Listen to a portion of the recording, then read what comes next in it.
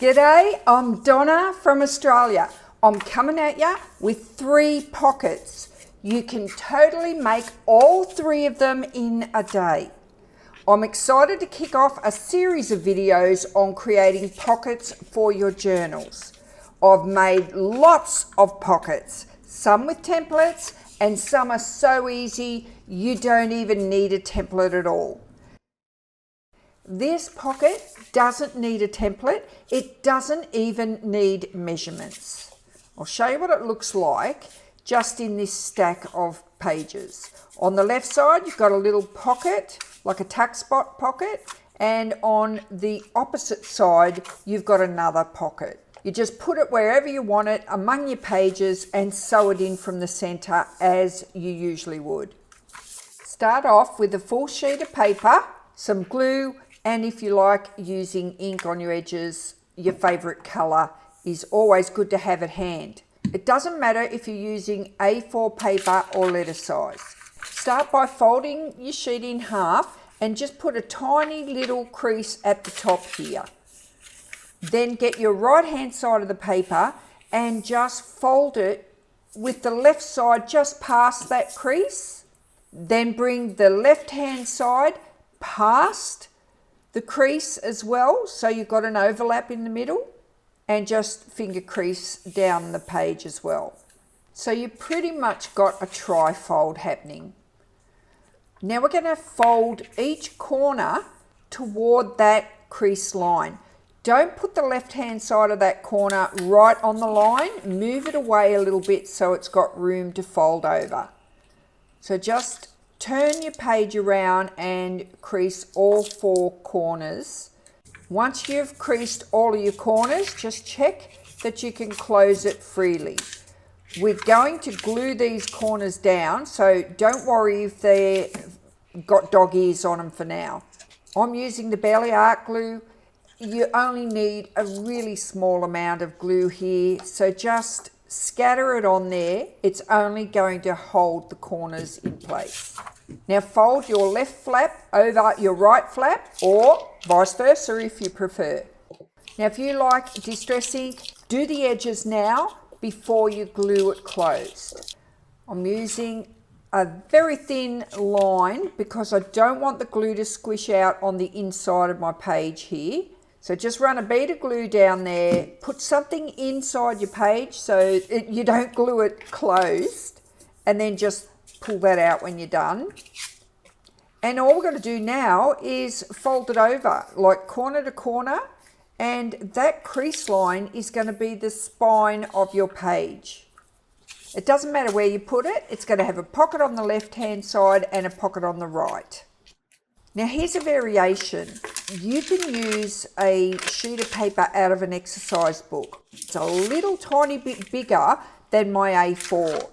So I use the center fold line of the page, and then you go ahead and fold it all exactly the same way I showed you in the first page.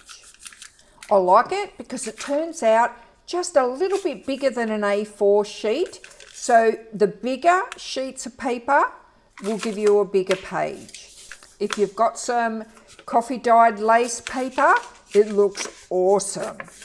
And here it is. This is just a printed A4 sheet of paper, printed on one side and white on the other. You can use these sheets if you've got them in your stash. Just find where it's going to sit best in your journal. And this one, I like it here because on this page, I've got a little window here and I can see the stars through it. And it just adds more interest to your journal pages. So go ahead and try this one. You're going to love it. It is so easy to make. Now for pocket number 2, it's a heart-shaped pocket. Can be used upright like this as a pocket, or you can flip it on its side and use it as a tuck spot and a pocket. You can use double-sided or one-side printed scrapbook in a light cardstock. You can put a journal card in the pocket or use it as a note page on the back. This one comes with a template. Just go to my website, register, download, print, and then cut it out. I'm even going to show you how you can put a little decorative cut on the bottom here. Now, how to make the heart pocket is very easy. Just choose whatever light cardstock you want.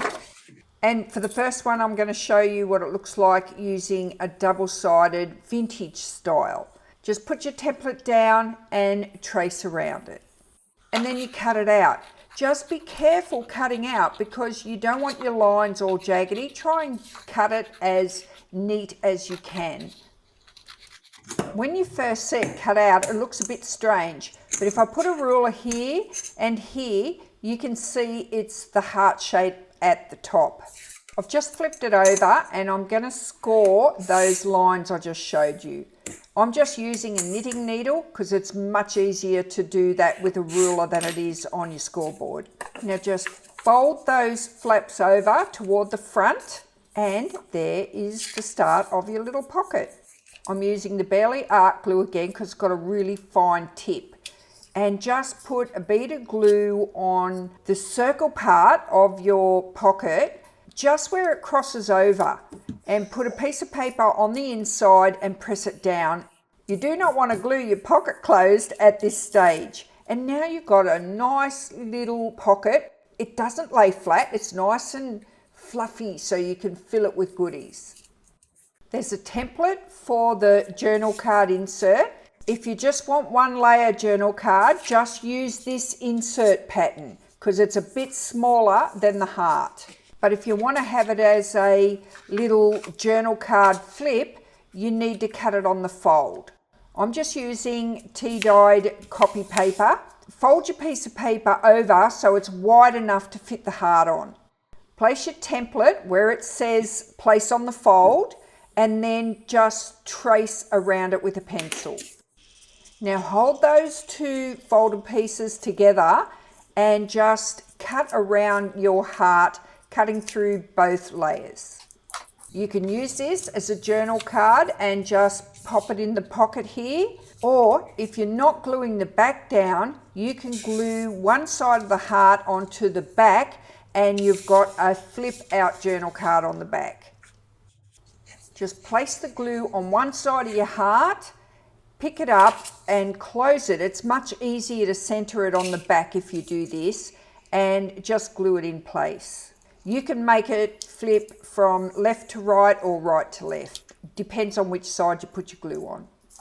You can put a decorative corner punch on the bottom of the heart. This is an everyday corner punch that you use on the square corners like this. Cut your heart out on the fold so you've got the double layer.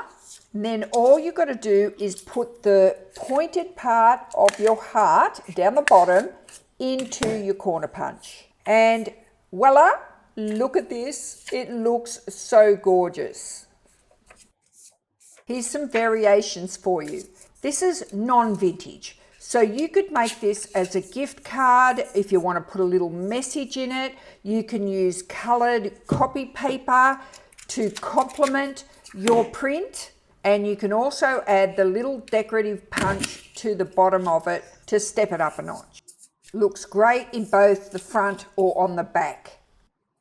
You're going to love making these hearts. I'm making this one here because it's got white on the back. And I don't know about you, but sometimes I avoid the print because it's got white on the back. But in this case, I think it looks really good. You can either leave it plain white or put some distress ink on the edge and then blend it from the outside of the heart toward the center. Leave the very center white, so it just gives it a bit of a faux highlight. You can also completely cover the white area and then stencil over the top. I put my flowers down one side and then mask out this flower toward the right, and then I've grabbed another stencil in an entirely different pattern, and I'm going to stencil that on the right hand side so they look like they're blending in. Add a pretty blue journal card. It looks great whether it's in the pocket or on the back. Not into the vintage, Be bold. You can make this beautiful Valentine's Day double-sided heart pocket, or you can use something as cheerful as a Frida packaging box. I just ripped it apart and put my template on the part I liked the best and cut it out and made it up. Look, honestly, you can make this in any pattern paper you like. Here it is in my wedding journal. If you want to see how I made this wedding journal, I put the link to this video below to show you how I made it from start to finish. Now for this one, it's a journal tag pocket page. Doesn't matter if you're making a tall skinny journal or one of the standard size journals. This tag pocket is going to work beautifully for you. I'm using these really big oversized shipping tags, but you can do this with a standard size tag as well. I'm going to use this short page here. The objective is to have your tags cover the page so you don't see it. I'm just going to fold it over here. You just cut the fold line off and that removes that extra bit of paper for you. I'm going to do a test fit now. I'm going to put one tag at the back of the page and one at the front. It's a little bit high, so I'm just going to trim it down. I bring my tag back and I place it over the top of the page. I need to put a line of glue down, but I don't want the edge of my tag to finish at the fold line. It's got to move out a little bit. So just run a bead of glue down where you put your mark and then put glue all the way out onto the rest of the paper that you want to hold onto the tag. Then it's just a matter of picking up your tag and sitting it over the top of the glued area. Now to glue the opposite side of the page, don't get carried away. You only need to glue in 3 areas because this is going to be your pocket. So down 1/4 inch away from your spine and then across the top and the bottom. And then just join those 2 pieces together. Don't be tempted to test your pocket at this stage because you'll just pull them apart. So leave it to dry. I've just got to take care of the hole here where the page is sandwiched between the tags. So I just grabbed my punch and re-punch that hole. Figure out where you want to put your page. I'm just going to put it back where it was because I like where the front was. And you'll find it's perfect because your tags are a little bit away from the spine area. So it's going to turn like a normal page, only it's a pocket that you can put whatever you want in it. And it's a nice big pocket too.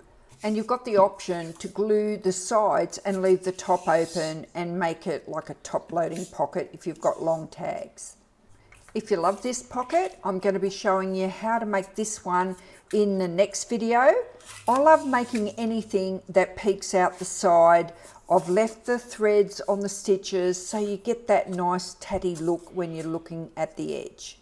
Tune in to the next video in this series where we'll be making this pocket plus more.